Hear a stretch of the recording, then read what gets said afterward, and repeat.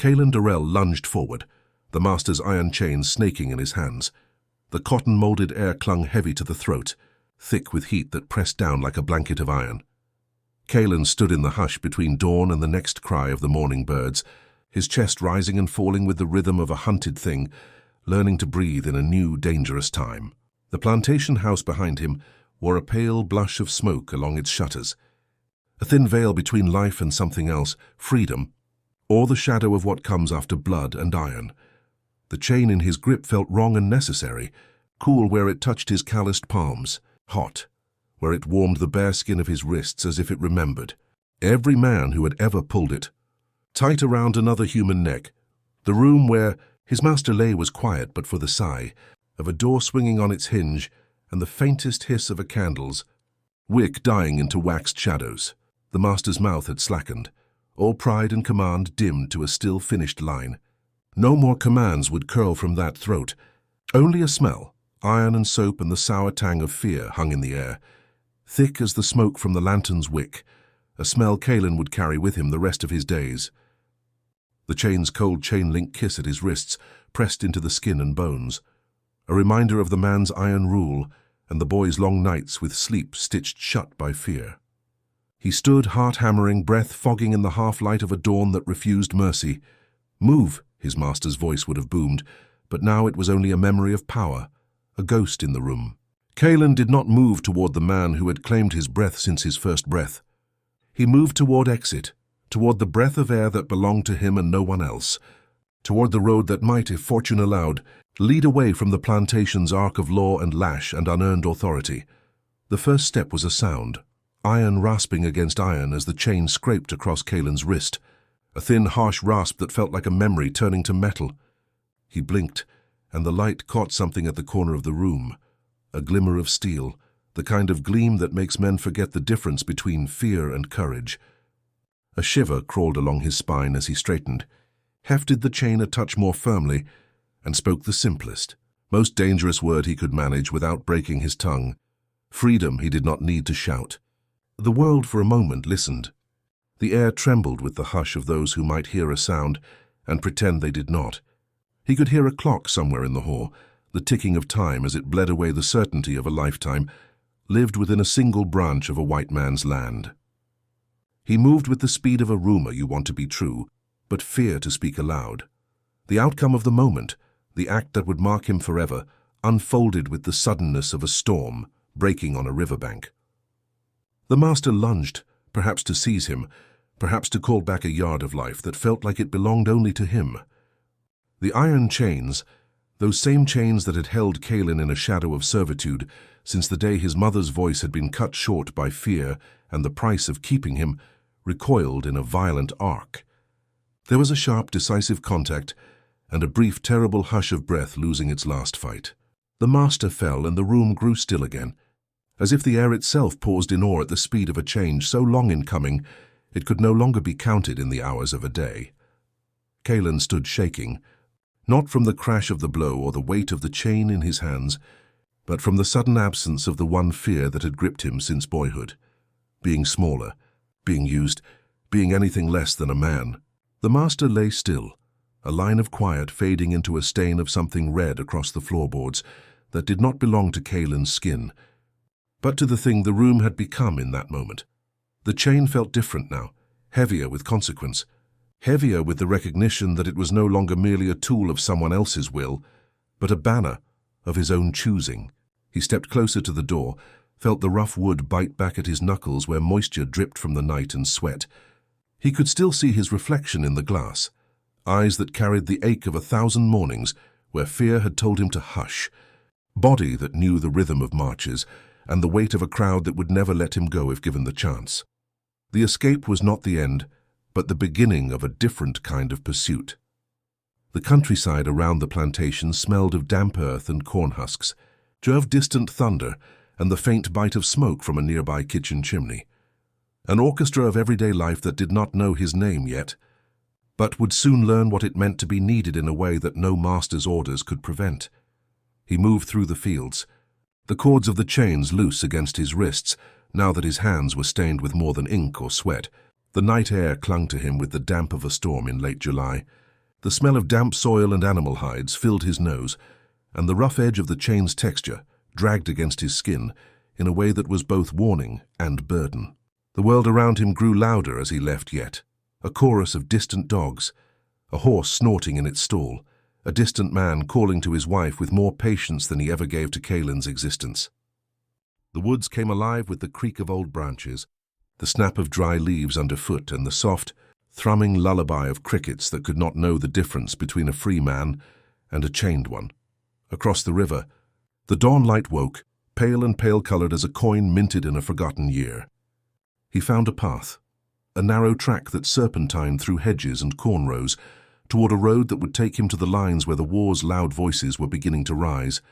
He moved with the swagger of a man who had learned to control the tremor at the edge of his hands, a tremor that every now and then tried to bloom into something that could be mistaken for fear again. He did not forget the weight of the chain and the blood that lay on it, the blood of the man who had claimed so many lives with no thought of the life he himself destroyed in order to keep others in bondage. The chain now bore a new weight, as if every link bore the memory of a chain around a life's ankle. Every memory a memory one could hear clinking, a sound in his ear that became the pace of a march and the march itself. The road was not quiet for long.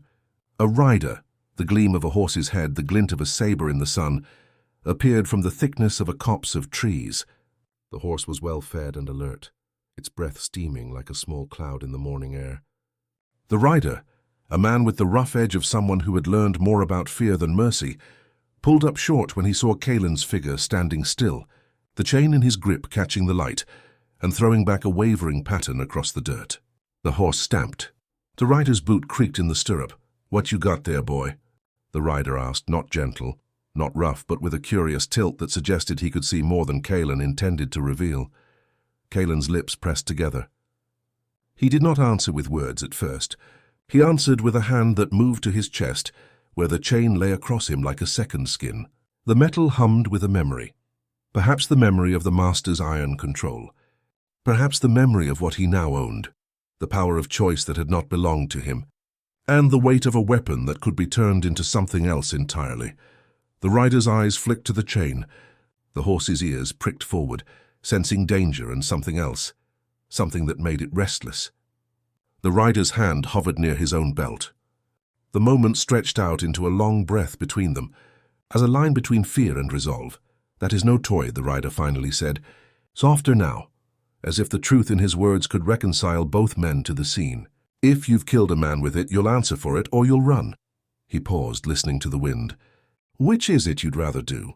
Kaelin's voice, when it came, was low and clear, a sound that belonged to a man who had learned to speak softly, because shouting would give away more than it would give to anyone who could hear. "Freedom," he said. The word slid from his tongue like a blade drawn from its sheath, careful and bright and dangerous all at once. "To the lines. To sleep without a chain around my ankle and a man's name on my throat." The rider's face tightened. His breath came a little faster. The horse's nostrils flared. Then the rider smiled, a thin, hard line that did not touch his eyes. "Maybe you've found a way forward then," he said. "If you're telling me truth, you'll ride with me to the river road, and you'll tell no lies about it." Kaelin did not reply with the usual caution. He moved, not toward the horse, but toward the rider, easing into step so that their bodies would align and the line of the chain would glint in the sun like a banner. The rider, understanding the weight of what belonged to Kaelin now, nodded with something like respect. The horse shifted, iron hooves digging into the dirt, a small shudder that traveled up Kaelin's arm as the chain rasped across his skin, the journey toward the Union lines, or at least toward a place where word could become a thing he could live under, took them through a landscape stitched with rain-revealed mud, the scent of damp earth and new sap, and the distant hammering of axes from far-off farms that remembered another weather, the weather of fear that had always kept men in line. The world's sounds, the clatter of nails in a cart, the creak of a fence gate, a child's small laugh somewhere in the distance that could be heard for miles, created a chorus that reminded Kaelin of where he came from and where he might go.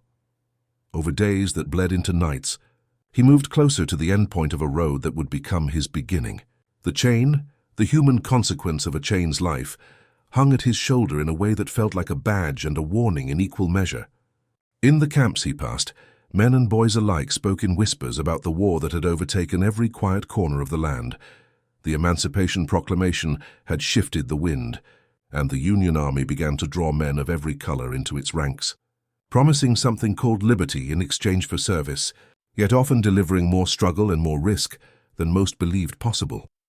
At a river town, a ragged group of soldiers, 2 white men who wore the fatigue of hard service and 1 black man with a scar that traced a line from the edge of his temple to the corner of his mouth, sat around a low table in a tavern that smelled of stale ale, burnt sugar, and the iron tang of old coins. The flame of a single lantern threw a wavering glow across faces that had learned to read fear in the corners of eyes and in the lines that ran across the foreheads. "Who are you, traveler?" asked the older of the white men, a captain who wore a coat that had seen more battles than most men had seen sunrises. Kalen's lips pressed together. The chain clinked softly as he set it down on the table, not as a weapon now, but as an argument, as if the chain story needed to be heard by someone who could absorb it. He spoke with a calm that surprised him, a voice that was steady despite the tremor in his hands. "I killed a man, with his own chain," he said, not glancing away from the captain's eyes, which were sharp and measuring. "I am seeking a line where I belong, where a man stands for more than the wrong his father did to him." The captain looked at the chain, then back to Kalen. He did not scoff or sneer. He considered, weighing what the man said against the price of his next drink, against the risk of harboring someone the town would call a killer. The other white soldier, younger and rougher around the edges, leaned in. His breath came in quick, heavy bursts, the sound of nerves and eagerness. "We see many men who come with stories," the younger soldier said. "Some good, some bad. The ones who belong in a fight, the ones who belong to a cause bigger than themselves, they know how to tell a truth without a lie." He glanced at Kalen's chain. "What's your truth, then?" Kalen's gaze shifted toward the fire's glow, where sparks rose and vanished, tiny red birds against the night. The scent of smoke teased his nose, a memory of a kitchen fire in a place where he had once eaten heated cornmeal, because the day's work had begun long before dawn and would end far after dusk. He answered with a voice that for once wasn't a whisper. "My truth is not a single moment. It's a lifetime of being told to shrink, to be quiet, to move when commanded and never ask why. My truth is this chain, the chain that bound me and now binds me no longer, to remind me of the price a man pays to be free." The captain's eyes narrowed, not with anger, but with calculation. The room's light flickered, throwing their faces into a dance of hard lines and soft shadows. A moment pressed against them, the weight of a decision that could topple a life. "Sit with us," the captain finally said. "If your story rings true, we'll see you through to the lines. If it doesn't, well, there are people who would prefer you not to tell it again." Kalen took the seat across from them, the chain laid carefully on the table between them, its tips catching the lamplight and throwing a jagged reflection into each man's eyes. The scent of tobacco smoke and hot iron thickened the air, a tangible thing that clung to his skin and would cling to his memory for years to come. The men spoke in measured phrases, trading stories of battles past and the uncertain future of soldiers who wore the flag as a banner, and often wore fear as a stain beneath it. They asked questions, easy ones first, then ones that cut deeper, like knives being cleaned for use in the dark. Kalen answered with honesty that surprised him, his voice gaining strength as he described his life's long labor, the moments of forced obedience, the nights of creeping fear, and the moment when the chain's weight became at last a separate burden, responsibility for his own fate. When the dawn came again, the tavern door opened, and a convoy of soldiers exited into the cold air, their breath steaming, their steps sure, their uniforms carrying the dust of the road and the rain that had fallen in the night. Kalen rose, feeling the chain behind his back where it hung from his shoulder, a glimmer of cold steel along his skin. The weight pressed into his ribs, and his chest swelled with something that had been unthinkable only a few days earlier. A future where he might wake to a dawn that did not belong to another man's will but to his. Upon the recruitment official, a Southerner, whose voice carried a curious blend of cynicism and hope, found Kalen in the crowd and called him forward with a nod. His eyes scanned the chain, Then Kalen's face, as if comparing the two and accepting the memory of what they both represented. "Travel with us," the official said. "There's a regiment forming. U.S. colored troops, yes, but beyond color in the sense that men are judged by what they can do, not by what they are named. The chain you carry will be your proof of what you turned away from, and your instrument of what you will fight for."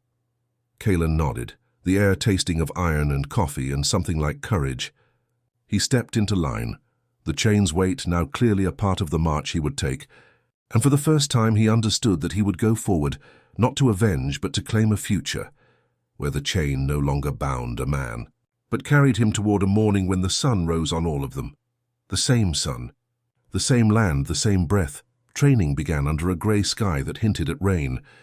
The camp smelled of wet canvas, of heated coffee, of the muddy earth battered by boots that had learned the rattle of wagons and the sound of a boat scraping against a riverbank. The air carried the sound of drill, the clack of rifles being stacked, the soft, meticulous tapping of a seam where a new uniform was sewn with thread that was almost a prayer. The chain rode his shoulder like a ghost turned into a badge. It wasn't quiet, not here. The world roared with the preparation of men, who would soon meet a conflict that would decide the life of the country, and possibly his own. Kalen spoke rarely in the drills, a habit born of a lifetime of listening first and speaking only when words could be trusted with their truth. His tongue learned to measure what he said in the pocket of a mouth, as if each phrase could weigh more in the head than in the air. To speak less was to survive more. To speak more could be a weapon. But when he did speak, it was with a blunt, simple honesty that surprised those who knew him only as a slave, and now saw him as a man who had taken the first real step toward a future beyond the plantation's reach, sir, he said to a sergeant, with a face that bore the map of 100 marches. The chain's weight is heavy, but it's not heavier than the fear I carried for decades. The sergeant looked at him with a mixture of skepticism and reluctant respect. "Weight," the sergeant said, tapping the chain with a boot, "is a thing a man can learn to carry with his head high. If you're telling the truth, you'll bear it in the line as well as you've borne it in the night." The word line landed on Kalen's ear with a new, dangerous sweetness, the idea that there would be a line of men, and he might stand in it and raise his voice, not to command others, but to fight shoulder to shoulder with them. The days blurred into long, grinding hours, drill in the open field under a sky that sometimes broke with a sudden, clean thunderclap, the smell of rain on dust, the taste of coffee and steam on the lips, after a rousing call to attention.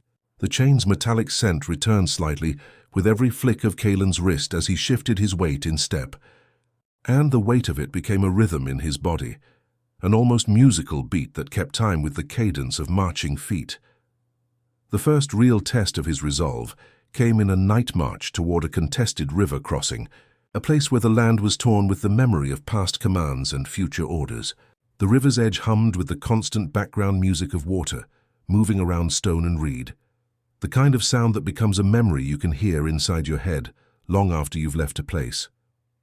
The air carried the musk of wet earth and the gentle burn of pine smoke from a lone torch that someone kept burning to ward off the night's chill. A sergeant whispered near Kalen's ear, so close that Kalen could feel the heat from the man's breath and the rough texture of fabric on skin. The sergeant's voice was low, measured, careful, the only breath of a man who knew the value of control and the danger of losing it. "Tomorrow, you'll see what a chain can mean to a man who wears it as a mark of something dead but not gone," the sergeant whispered. "You'll be asked to show what you are worth, what this country might owe you if you can keep your head when the night tries to take it from you." Kalen's reply was a nod, no more than that, a small motion that hinted at everything he would say with his body later in a louder voice on other days. The next day broke clear and bright, the river glistening with light that seemed to ice and melt in the same breath. The sound of drums from a distant march grew louder as the day went on, and the men's breath turned to white steam in the cold air that came off the river. The distant thunder of cannon rolled along the horizon, a wave of sound that spoke to Kalen not as a fearsome thing but as a challenge to be met. The chain, its weight a constant reminder of the past, its present significance a push toward a future, hung from his shoulder as he moved into the field where the real work would begin. The moment of the battlefield came with a suddenness that made The heart skip a beat and the lungs catch.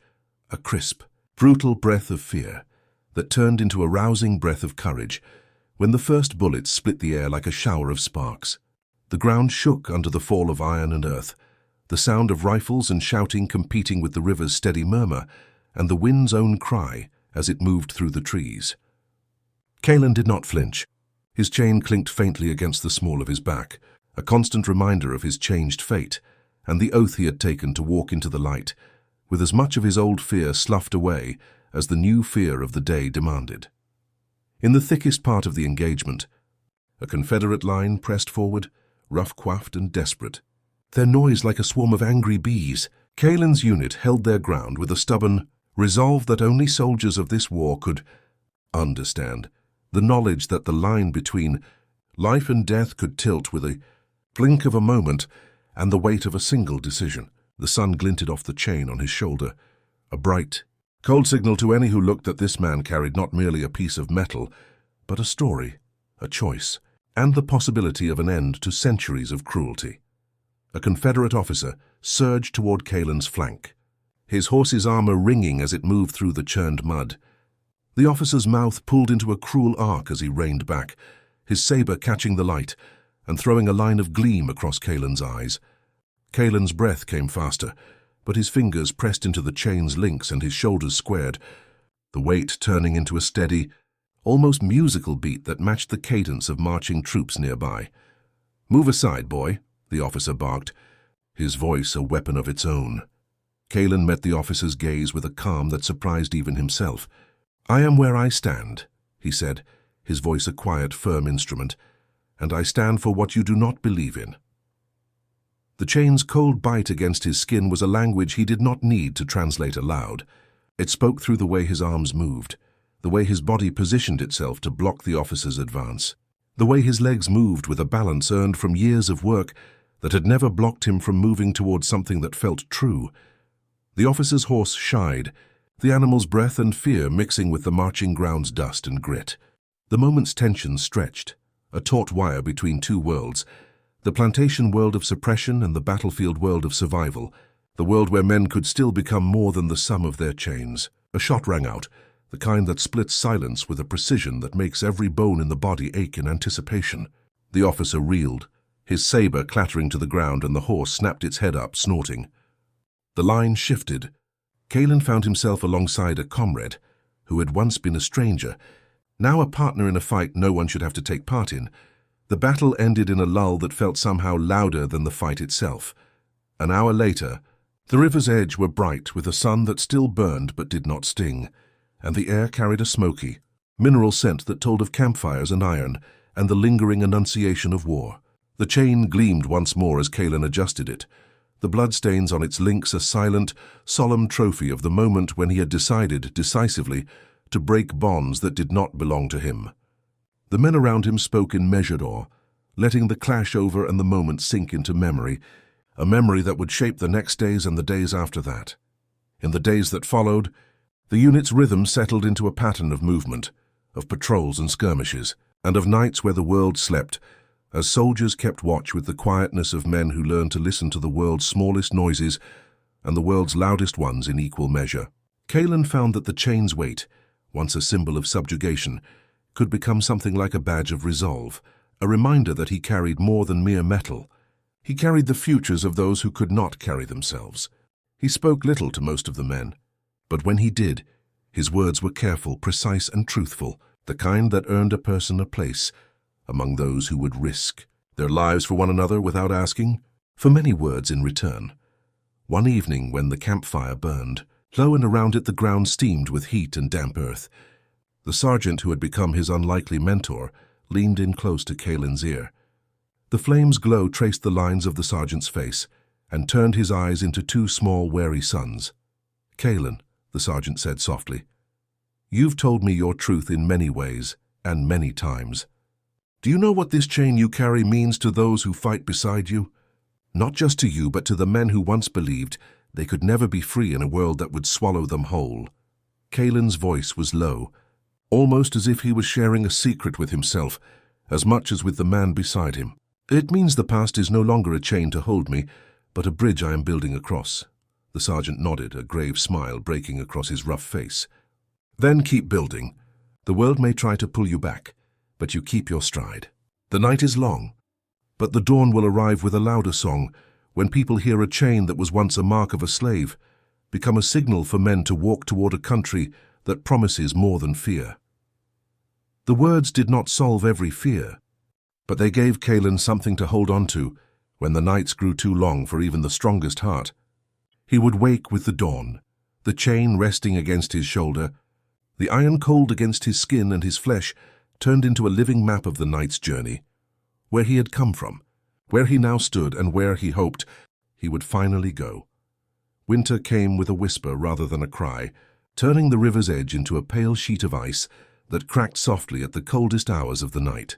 The war drew nearer to its midpoint, the air filled with a grey iron taste, the ground hard with frost, and the soldiers' breath creating little puffs of vapor that looked almost like a language all their own.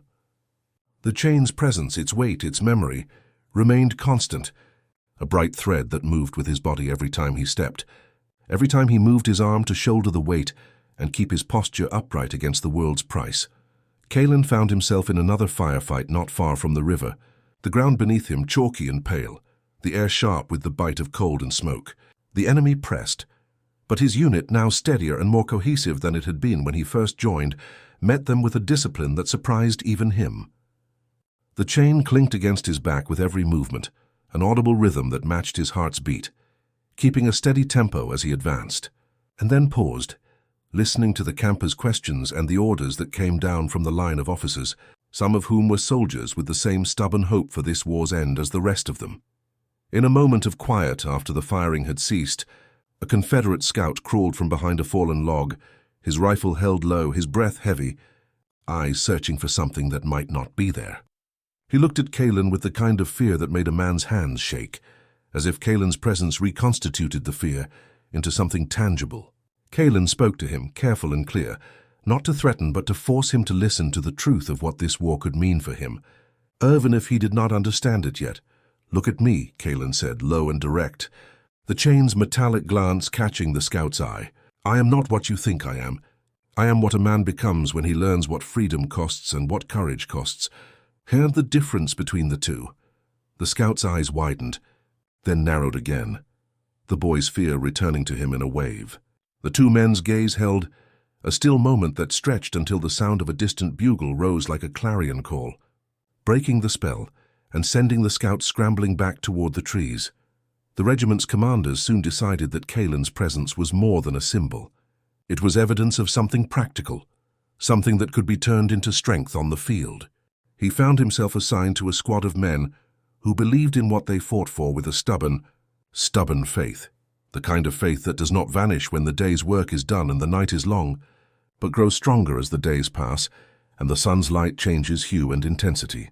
The chain's weight became a daily memory, the reminder of a night of violence and a day of decision that shaped not just his fate, but the fates of those who stood with him and those who stood against him.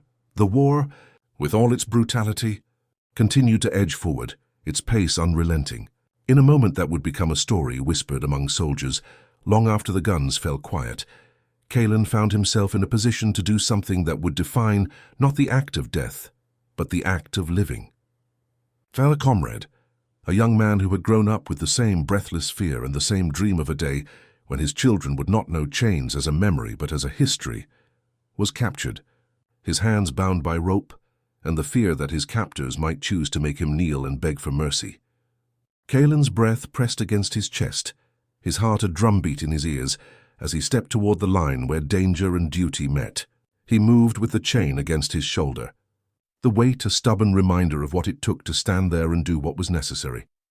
To break the chain's hold on another life's future by the strength of one man's courage and the fortitude of the unit behind him. "Stand fast, soldier." The sergeant's voice cut through the murky silence that followed the capture, as if the words alone could fracture fear into 1,000 pieces and scatter them into the river's current, carried away in the cold morning light. The comrade, eyes bright with the sudden release of hope, looked at Kalen with something like gratitude and awe. "You saved me," he whispered, voice rough with dust and fear and relief. The chain's presence was now a symbol of their shared endurance, rather than a mark of what had been done to him. The two men stood together beneath the grey canopy of morning, the river beyond them and the land across the water, a wide, uncertain field that would require all their strength and faith to cross. The war's end was not near, but the end of one chapter was clear in Kaelin's mind. He would not forget the master's blood on the chain, nor would he forget the night's freedom that followed. He would carry the chain into the final hours, past the line's last thunder, and beyond the last flare of a sun dipping toward the horizon, a sun that had watched him fight for a future that might finally bring a country together in truth rather than in a lie.